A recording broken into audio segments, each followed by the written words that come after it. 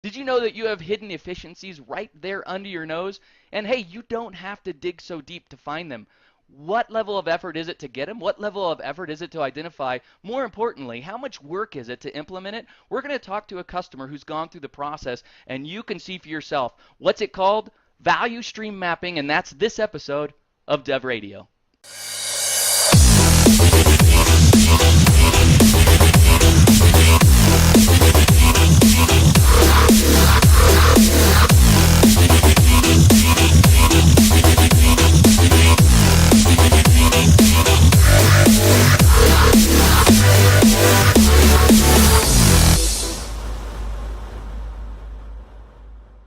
Hi, and welcome to the next episode of Microsoft Dev Radio. I'm your host, Jerry Nixon. I'm here with Kevin, Brent, Brandon, and Dave. It's a full house. We're here talking with CGI Federal and the work we've done together. It's going to be a great episode. I'm going to start with the guys from CGI Federal. Brandon McBride, I know you're on the phone. I know you're in Virginia, of all places. Is it snowy in Virginia today? No, it's not. It's actually a wonderful 62 degrees. It's another beautiful day in Virginia. I lived many years in Virginia. It's a wonderful part of the world. Now, tell us, who are you? Again, I'm Brandon McBride. I'm a senior consultant with CGI Federal, the team lead for the configuration management team. Okay. For our project. Tell me a little bit about configuration management. Wow, it's really twisting my tongue for some reason. Configuration management. See, I can say it real easy. Tell me a little bit about what it is. Sure. And the way that we're kind of taking on this aspect of configuration management for this project, it's something new to the project. It's not something that we've had in the past from a formal perspective.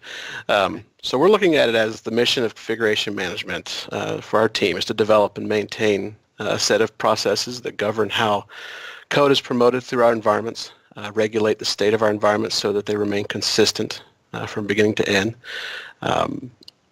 produce and maintain core documentation regarding the environments, processes, and procedures for managing our configurations. So much of the process of promoting code is so automated, but you can't get past the human part to make sure that it has all the connections to the business and documentation and everything right as well. How luxurious that you have an entire team. Yeah, it's kind of something that, especially after the DevOps Hackfest, it's something that we wanted to put in place because configuration management is really it's a part of the DevOps toolkit, and it's something that we wanted to bring back and try and institute as much of it as we could.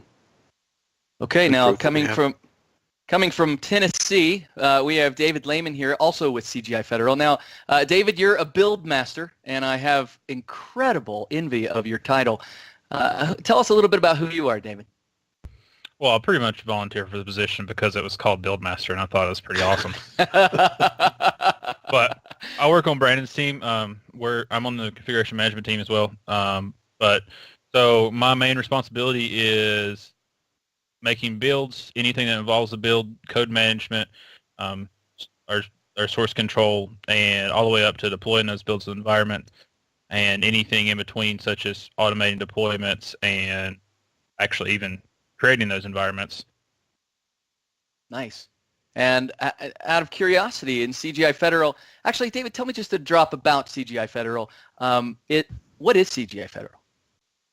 CGI Federal is a subsidiary of CGI that contracts to our government and supports government clients. Okay, I got it. And do you have a lot of code bases that you're promoting, or is it one massive code base? We're up to about 3 right now. Or 4, and, 4. And I suppose as you start, paying more attention to it and automating it and putting it in process, is your promotion going faster? Oh yeah, and I mean, spoil a little bit what we're talking about the Hackfest to come out of just where we should automate and immediately and where we should wait and everything, and so we've already seen some benefits from that. Nice, very nice. All right, so. From Microsoft, we have a handful of guys on the call as well, including Kevin. Hi, Kevin Remde. Nice to see you again. Thanks for being on the show, man. Hey, my pleasure, Jerry. Good to see you. All right. It's hard to imagine, but there may be one person watching the show that says, Kevin who? And let's just help that one person. All right, that one person might be, well, I don't know who that person is, but anyway. Let's call him Bob. Bob. Hey, Bob, I'm Kevin. My name is Kevin Remde. I'm a senior technical evangelist with Microsoft on the DX team in the U.S. As a technical evangelist, my role is to talk to as many developers and development organizations, IT professionals, and I kind of represent, at least personally, more on the ops side of DevOps, so anything infrastructure and having to do with, I'm particularly passionate about infrastructure as code, which is why I think I was hopefully helpful in this particular instance with CGI Federal, but really passionate about IT and passionate about good solutions and DevOps. I cannot wait to talk a little bit more about infrastructure as code with you. But before we do, we have Brent Stineman. He is yet another. There are certain words that belong in titles that are just absolutely made. Master is absolutely one. That is terrific. I always feel like the word hemisphere needs to be in there for me to really feel like I've made it. Architect is right there. An Azure architect inside Microsoft. Brent, thanks for being on the show today. Oh, thanks for having me. Yeah, you bet. Tell us a little bit about who you are. So I'm a senior software development engineer based with the Technical Evangelism and Development Group out of Microsoft. I'm actually based in Minneapolis, even though I work with a lot of the great folks out of the Microsoft headquarters in the Pacific Northwest. Nice. What do you do on a daily basis? Well, I partnered with key independent software vendors or ISV partners like CGI Federal, helping drive their adoption of the cloud by helping them avoid common pitfalls, some of the gotchas that just come with adopting new technologies. You can almost think of me as like a technical concierge service. A technical concierge. I love it. I love it. You're like a cloud valet. Very good. Perfect. All right. So Kevin, also a butler in your spare time, I know. Now, Kevin, tell me a little bit about this. We know we have a Hackfest because we've already been talking about it. A Hackfest is a little bit different than a hackathon where you're just kind of creating something for the heck of it. This is where we go in and we really are strategically working with customers. And tell me a little bit about the one with CGI.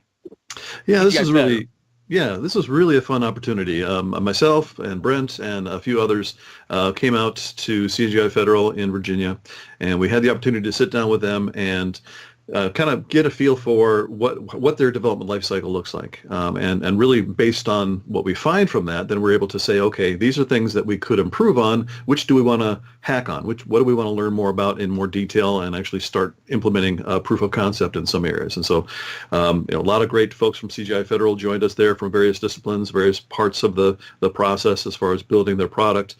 And the way the week started was a day to do something called a value stream mapping session.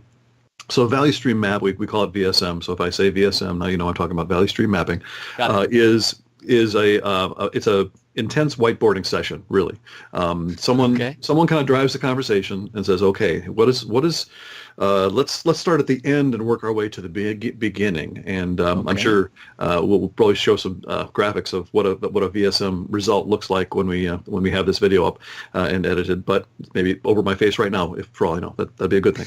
But basically, how does it get into the hands of the customer? Okay, what happens before that? Okay, what happens before that? How many people are involved in that step? How much time does that particular step take? What's the percentage that you consider that maybe we call it a scrap rate, that maybe things need to go back to an earlier step? So, for example, during QA, is there some amount of work that has to go back to the developers, and so on? And you look at the flow of work from the time the planning is iterating and from when it gets into the developers' hands, and how many developers may be working on it. What's the process of the handoff to then get it into QA and so on? And overall, when you're done with this diagram with all the timings of how much time each process takes and what the total lead time is for the entire process, you get a good idea of where time is spent. And then you can kind of look at it again and say, okay, here's some areas where we could probably, maybe throw some DevOps practices at. We can see here's a waste. There's a manual. Now wait just a second, Kevin. So what you're putting on the board here in a VSM really isn't anything new. Some of this is process that is just assumed inside the business, inside the culture of my company. And then we hand it off to the developer, they give it back to us. And you say, okay, you hand it off to the developer, you give it back to us. Wait a second. Who hands it off? How does it get handed off? What's the effort that that it is to hand it off? And then how long does it usually take? Give me some averages, some highs and lows. How many developers is that? What's the cost of development? And then, so you're saying, let's just talk about this at a super high level. Let's actually measure it. Let's measure it as best we can, and with the understanding that a lot of times it's going to be a guess. I mean, it's just kind of a best guess of what we think it's been taking. Now, if they have actual numbers from past experience, that's awesome. A lot of times we're doing this with companies who are relatively new in this whole process, and so they have no idea. They may be building a brand new product, but a lot of companies that have been doing it for a while, as I mentioned, having a whole bunch of people in the room that are knowledgeable about their particular area of the life cycle, and not being aware of what other people are doing at various points. Not being aware that this particular step requires Bob again. Let's pick on Bob again. Bob has to always do this step, and that's a heroic feat. And so we put a big red H at that part of the process, saying this is a hero thing. We need to look at that later. This is a manual process that we might be able to automate in some way. This is an area where there's a lot of waste happening. There's too much scrap going back, and so on. So we mark out these big red marks on the diagram, and those are then going to be opportunities, areas for improvement that we can look at and say, okay, of the 7 plus a couple of minor other DevOps practices, what could fit in these different areas? Does this building of a configuration environment that's been kind of static for a while, can we build that through code? Can we build infrastructure as code? Is there a point where we're checking in the code, but we're not building it automatically? It's going to a process of approval. For example, I recently worked with a company, not CGI Federal, but a different company, who actually had a manual step every step of the way, and they were rebuilding their code 4 times, and they couldn't build the code until they had a meeting, and those meetings only happened 1 time a week. And so, you look at that. I think I've worked for that company. This could be improved in some way. So it's things now, like that. Wait. Now, Kevin, what I'm hearing you say is something that it sounds a little bit familiar. If I were to step back out of the software industry for a second, and I was going to step into, say, the automotive industry and be and go to Toyota, they probably have something very similar to this that says, starting with a lump of metal all the way to an Accord, we have every single piece identified of what it takes and what it really requires as far as time, effort, and cost. And is it that type of regimen and that's that type of learning that we're applying then to the software industry? Absolutely. In fact, it did start in the auto industry, and it started very much in the manufacturing industry. And companies that became very smart about understanding how the flow of work moved from place to place to place, and where the bottlenecks were, where things were queuing up, and this notion then out of that, this efficient manufacturing, value stream mapping can be applied to many different disciplines, and certainly manufacturing is a great example of that. We have kind of taken it and abbreviated some of it to fit at least a little better for our purposes, the software world and the software development lifecycle. Okay, now talk to me just a little bit here, Brent. You're in a value stream mapping meeting. How stressful is that?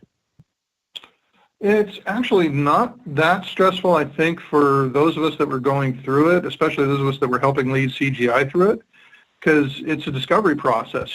It's a chance to stand up and ask questions and investigate, and I think any good technology person is probably used to doing that. I think it's more stressful for some of the business owners that are in the room, because it really peels back the layers of the onion and helps you find the things that were broken in your process you may not have even realized. And as a business stakeholder, that's always a very uncomfortable position to be in, because the minute you identify a choke point, there's always somebody that's looking around going, well, how did that happen? And that look ultimately falls on you. So I think it's stressful for them, but at the same time, it was a relief that these areas they may not even known about at first, they now have an inkling about, and they know what their people are going through, and when we're done, have an idea about what they need to do to try and fix it. And there's a role of leadership in a process like this, where you start to identify opportunities to improve, not opportunities to blame somebody, right? I mean, that's it really is you have to think of, there's a lot of people participating for a lot of reasons, and leadership in this sort of investigation really can make things very positive and kind of diffuse the stress point. Yep. It's like that old cycle of change diagram where they said, here are the phases everybody goes through. And you really have to skip right past that blame and fear stage and go into embracing it and saying, here's how we're going to address it. Sure. We actually do go into it with ground rules in place, and a couple of those ground rules are no finger pointing. There are no bad ideas, but no finger pointing, and rank doesn't hold any value here. It's everybody's opinion is valued. Yeah. Sure. There are no bad ideas, but it's not a guarantee that every idea is a good idea. Now, David, here we are. So we're standing in front of a whiteboard, and slowly you start to see this process unfold, more and more ink on the board. What were some of the things that you saw that maybe surprised you? Were there parts of things where you're like, wow? One thing that really surprised me was how long it took end to end to get software, get changes from conception to implementation. Sure. And how many of those do you think are technical barriers, and how many are business barriers? It seemed to be I'd say about half and half. Mm-hmm. There's a lot of waste up on the front end, and things that where we're trying to actually get specs and stuff like that. But then there's stuff like our database isn't in source control, so we have to go and figure out how to do that. And so throughout the process, we kept going back to, this is a hindrance. This is something that every time we reach this, the process just stops until somebody goes in and manually does this. Sure.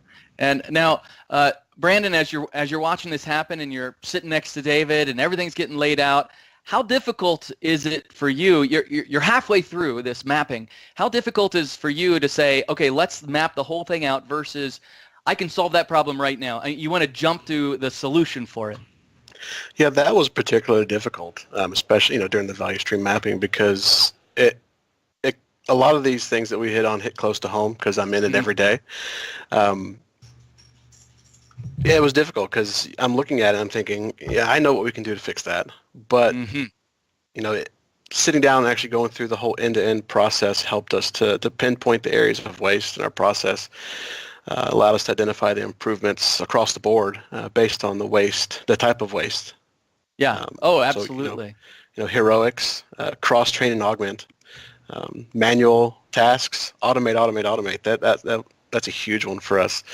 Automate our build and deployment process, include everything in a package, the UI and the data, because manual tasks, which we all know, the more you have, you tend to introduce more scrap there. Yeah. And it hurts your consistency. Sure.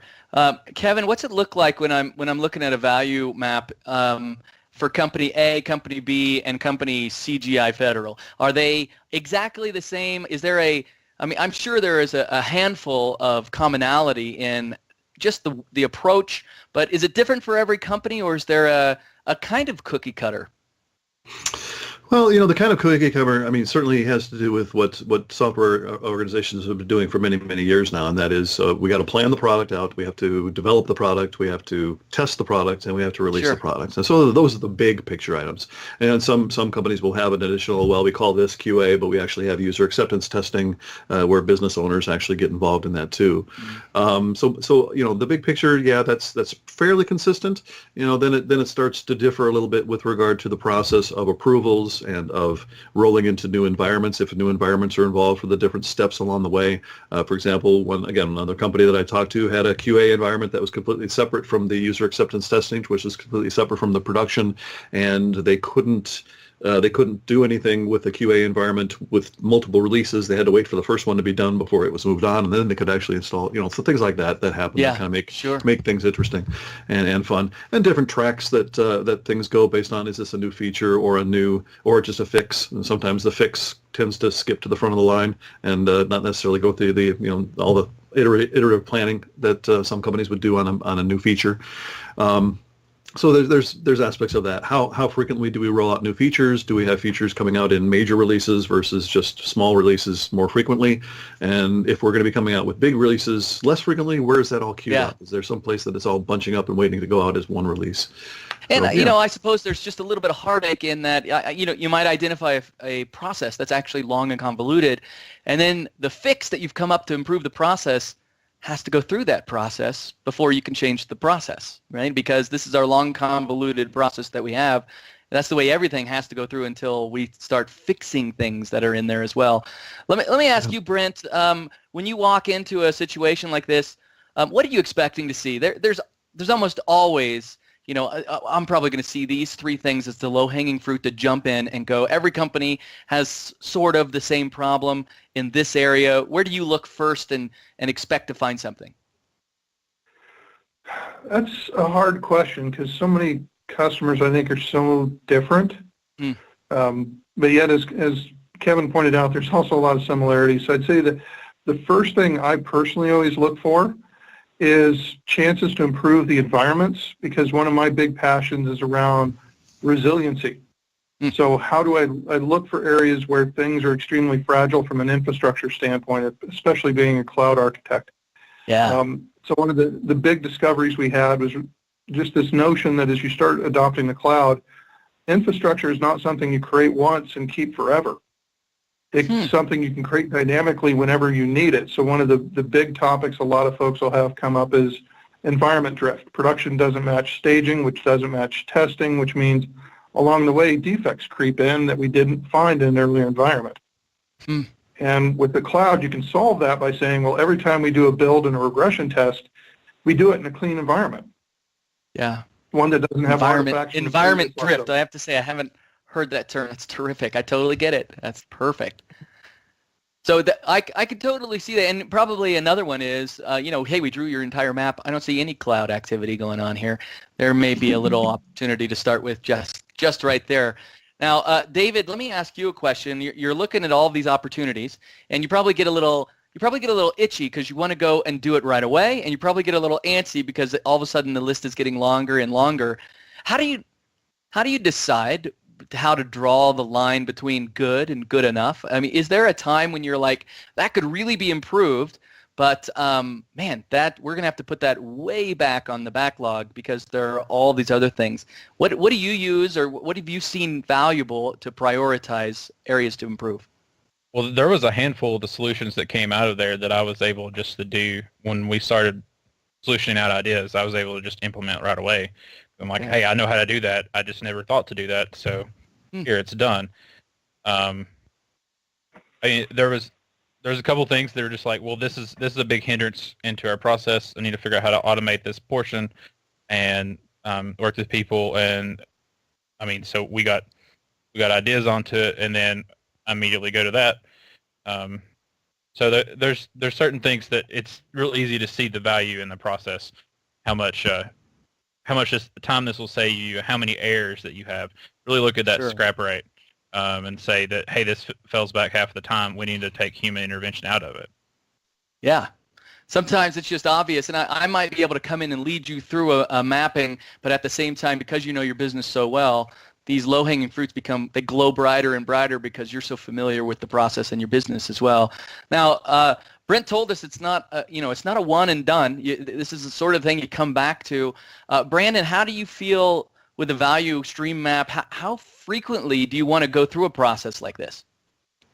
I think it's good to go through a process like this, a few times a year, because, like Brent said, it's not the end solution.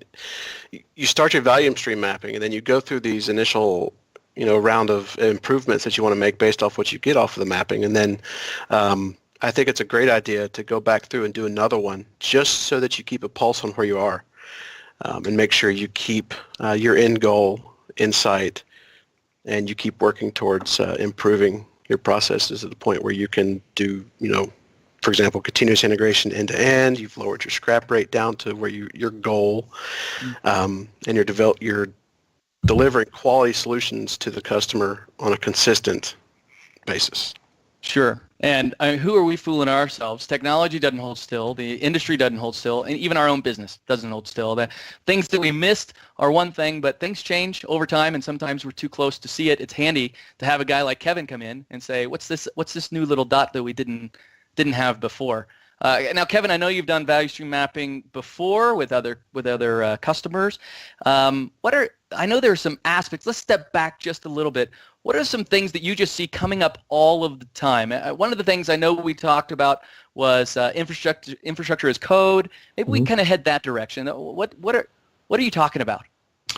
Well, when we start these processes out and we kind of give an introduction to the companies, we sit them down and say, look, this is what we want to do. This is why you're here. And we introduce them to the notion of the value stream mapping and what it will do for them. We then talk about the DevOps practices that we should be kind of keeping in the back of our minds, saying these are the kind of a well-recognized things that you can apply to improve things such as continuous integration, continuous deployment, automated testing, being able to define your infrastructure as code, being able to define configuration as code, which is part of that as well.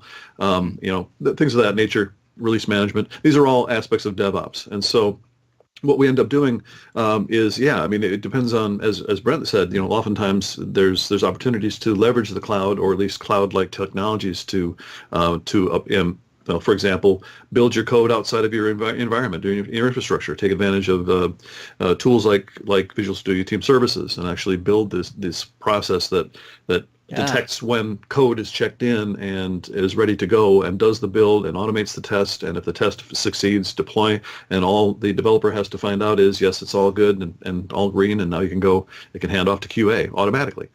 So things like that. So I think. If I'm straying from your question, what am I seeing more? Because I'm passionate about this. What am I seeing more frequently? Definitely areas for automation. I think that's a big part of it, and automation not only in the sense of removing manual steps that are prone to error, but also automations that do large amount of work for you that you would ordinarily have had to do or have left alone. Like Brent was talking about it, the opportunity arises to automate the building and the configuration of an infrastructure to support a new release or a new set of features. That's great. I know it's going to be consistent because I've defined it in code. I've defined it in a way that will always apply the same way no matter what I do to it. And I can add a couple of variables or parameters in place to say, okay, as an example, Azure Resource Manager. We actually, in our hack with CGI Federal, one of the avenues we took was to define our infrastructure using Azure Resource Manager templates in order then to define the infrastructure for a machine or machines, the networking that's required for them, the storage that's required for them, the configuration of those machines. So what roles and features need to be on this particular server? Are there other services that need to be there and configured? And we can actually automate the process of configuring the machine as well. So once we did the value stream mapping, we decided, okay, here's an area we can address and learn more about. Brent did some in-depth training on Azure Resource Manager with a couple folks. I worked on hacking using Azure Resource Manager templates to do automated configuration management. We had some other folks working on automation through PowerShell and other pieces. I think there were other pieces around authentication that Brent was also targeting or tackling. It was, again, kind of back to our Hackfest week. It was the opportunity to see, okay, this is what we learned. This is where we want to improve. This is what we need to learn, and then let's do it. Let's actually learn it. Let's actually build this stuff. Sure. Okay, so if I declaratively identify all of the templates and the configuration that under the umbrella of infrastructure as code allow me to build out these environments in a predictable way, well, you tell me, Brent, how much easier has my life been because I've chosen to go into the cloud instead of having on-prem devices to try and keep in sync? That's a difficult question to answer. The part of it is the work it takes to get there. While Azure does have our new Azure Resource, not new, it's 2 years old at this point, the Azure Resource Manager pattern for declaring the resources that are going to be leveraged. That's been around for a little while, but it's admittedly not as mature as things like Chef and Puppet and other solutions to do that infrastructure for you. But what we're trying to bring into it is this notion of being able to have that template once and eventually being able to use that in the cloud or on-prem.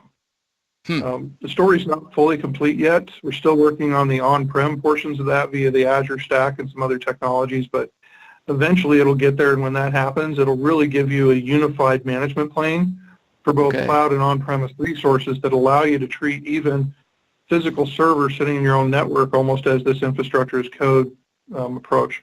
Oh, Once that's that beautiful. happens, life will get really easy. Nice. And great. Let's talk about the window we're in right now then. So we have life will get really easy, which is, just couple of weeks away. But in the meantime, it turns out my company has invested pretty heavily in Chef. How compatible is my desire to go into the Azure world and the fact that I'm using Chef so heavily? Well, if you wanted to use Chef and Puppet in Azure today, you still could. And the nice thing is the models are actually fairly compatible with the Resource Manager model.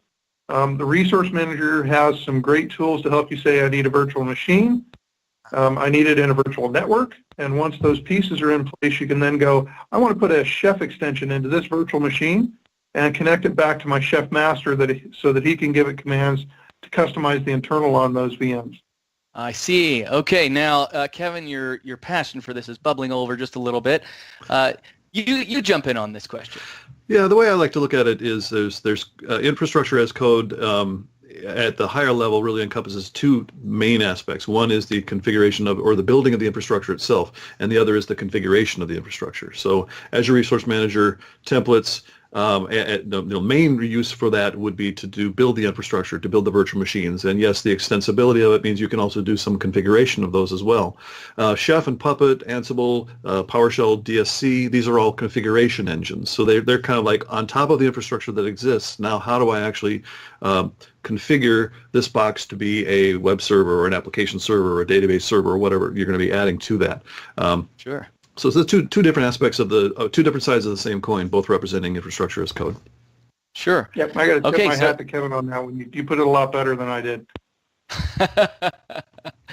Kevin's just, if anybody is good at talking, there you go. Kevin is the best. Talk about somebody who deserves master in his title. Right. That's exactly right. All right, David, back to you. Just I want before we end here, I want you to be able to speak to the developer and the IT pro listening right now, and they're hearing, wow, it seems like this was really a success story for CGI, that really you were able to see some real improvements, but they have some trepidation. They're a little bit nervous about this whole, golly, can I go into the whole gigantic process of VSM? What would you say to somebody that is thinking that way? Brandon and I were pretty much the owners of the process as much as anyone could be. Sure. But even though when we mapped all that out, we saw like, man, you put this all together and not just put the steps out, but put the stuff that happens between the steps and what it takes to get from step B to step C.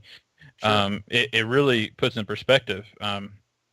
We had a unique opportunity that we went in on Monday and did value stream mapping, and also on Monday we started a new process. So we value stream mapped a brand new process and got to catch things early on in the process and fix some things because we'd just changed our process to do it that way.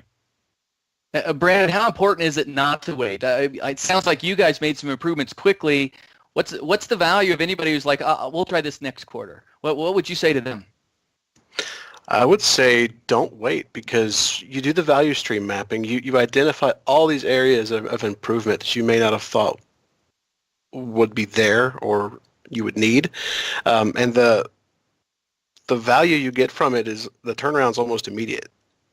Once you get these things set up and you see that the result, you see it in your processes all the way through to the response from the customer. They're getting their product, what they want, quicker. They're getting it in more quality, and it kind of speaks for itself. It's very easy. Don't wait. Once you do it once, you can apply the idea of value stream mapping to almost anything that you do. Yeah, that's right. So don't wait. Well, you know what? Hey, I'm glad you said quality, because this isn't all about saving money. Sometimes this is really about improving a process to improve the product, and that's a real value that's more than just for you. It's for your customers. It's for everybody out there. Kevin, I can imagine there's somebody listening right now that says something along the lines of, this is great for CGI Federal because they had Microsoft come in. We may not be able to have Microsoft come in. What do you say to those guys? How do they get started? Give them just some pointers and resources. Well, yeah, we actually have a great set of case studies, and CGI Federal is up there with them as well. And I'm sure where we post this video, you'll be able to find the link to the case study that goes into the detail of what we actually did with these folks and how, and some additional resources at the end of that as well. Links to, what is a value stream map, what our value stream map look like, what are some of the code samples that we put together for their particular situation. And beyond that, there's some great resources. There's a really good book on value stream mapping. It's kind of the value stream mapping Bible that we all have read in order to kind of prepare for this. Other resources certainly around DevOps. What's it called? I think it's just called Value Stream Mapping. I'm just looking to see if it's on my shelf over here, but I know I've got the book. Straightforward. But we'll make sure. Yeah. All right. So we'll make sure we get that. I'll make sure we do. It's not a novel. I mean, it's no Phoenix Project. Okay, for those in DevOps, the Phoenix Project is another great resource. This is more of a manual, so it's a sleeper, but it's it's good information. So I do recommend it. And it's not this gargantuan task either. It's not like you're climbing Mount Everest. This is really about just getting started. You'll start to see the benefits, and it'll just build its own momentum to get started in a more productive way and a more deeper way, right? It's just about introspectively looking at your own processes in an honest way and just being, really detail-minded so you can say, what does it really cost? What does it really involve? And I think having CGI Federal have this glowing way of talking about it, and first day we already started new things, and it even gives us adrenaline jump into this configuration team and all of these things. It's very inspiring to think that all you need is a whiteboard and a clear mind, and here we go, and we can really start making a difference without. This isn't an investment in software. This isn't an investment in the cloud. This is an investment in process and really understanding, I guess, your own business, wouldn't you say? Yeah, absolutely. Yeah. Kevin, thanks for being on the show. This has been fascinating. Absolutely, Value stream mapping. I think this might be the first one that we've had for VSM, and I've been waiting for them to happen. I've been seeing these case studies come together. I'm glad you could be the first. Oh, I appreciate it. Thanks. Yeah, you bet. Hey, Brent, thanks for being on the phone, man. I appreciate talking to you and all your insights. Yeah, not a problem. Thanks for having me. You bet. David, Brandon, congratulations. Great job with terrific titles. Let's try and talk again. And hey, thanks for being on the show. My pleasure, Jerry. Good to be here. All right, we'll see you guys again.